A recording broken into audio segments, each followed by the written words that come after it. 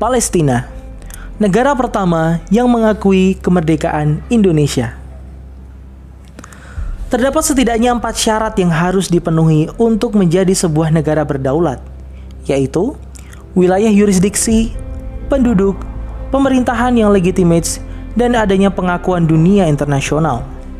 Pada saat proklamasi kemerdekaan 17 Agustus 1945, ketika Bung Karno mendeklarasikan berdirinya Republik Indonesia, kita sudah memenuhi setidaknya 3 kriteria pertama. Lalu, negara mana saja yang pertama-tama mengakui kemerdekaan Indonesia?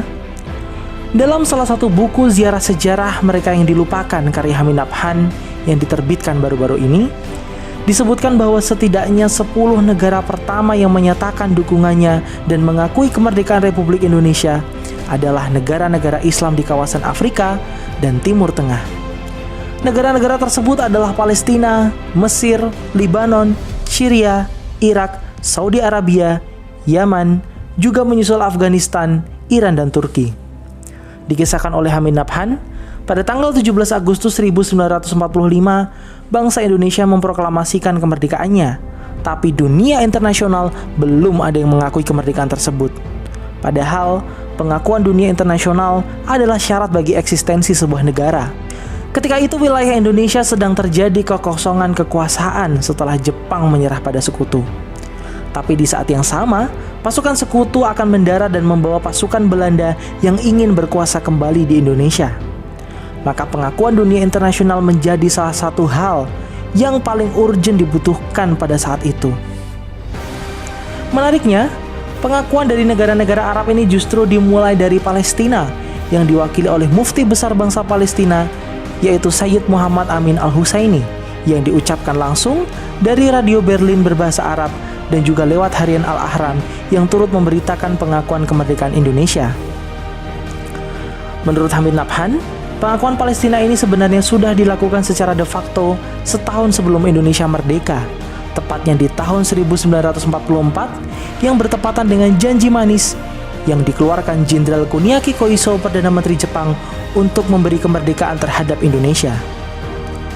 Mufti besar Palestina Sayyid Muhammad Amin Al-Husaini adalah sosok yang mewakili Palestina memberikan pengakuan tersebut, serta menyebarluaskan berita tersebut ke seluruh dunia. Pengakuan kemerdekaan ini kemudian diikuti oleh Mesir, yang diwakili oleh Konsul Jenderal Mesir di Mumbai, India, yaitu Muhammad Abdul Mun'im, yang datang di ibu kota Republik Indonesia, Yogyakarta.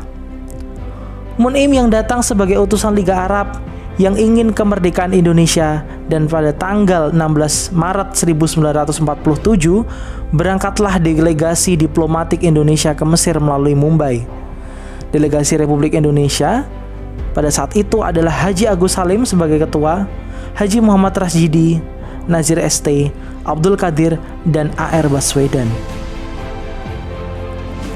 Dari Mesir rombongan berangkat ke Libanon, dan Libanon pun mengakui kemerdekaan Indonesia.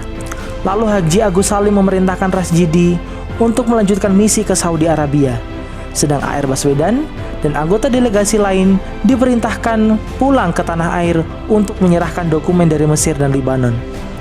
Rasjidi berangkat ke Saudi menemui Raja Abdul Aziz Al Saud dan mendapat simpati serta sambutan yang luar biasa dari kerajaan Saudi Arabia. Raja Abdul Aziz berkata, "Nahnu la nata'akharu."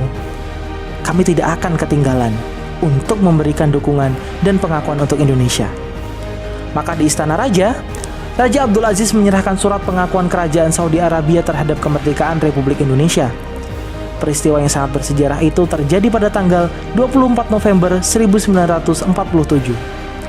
Lalu pengakuan kemerdekaan Republik Indonesia mengalir dari negara-negara Arab yang lain seperti Syria, Irak, dan Yaman. Terkait dengan dukungan bangsa Palestina, mereka tidak hanya sekedar memberikan pernyataan ataupun pengakuan semata, tapi juga bantuan konkret seperti yang dilakukan oleh Muhammad Ali Thohir, saudagar kaya Palestina yang saat itu menyerahkan uangnya di Bank Arabia dan berkata, "Terimalah semua kekayaan saya ini untuk menangkan perjuangan Indonesia." Tak heran jika bangsa Indonesia selalu ada untuk membela kemerdekaan Palestina dan memenangkan perjuangan mereka.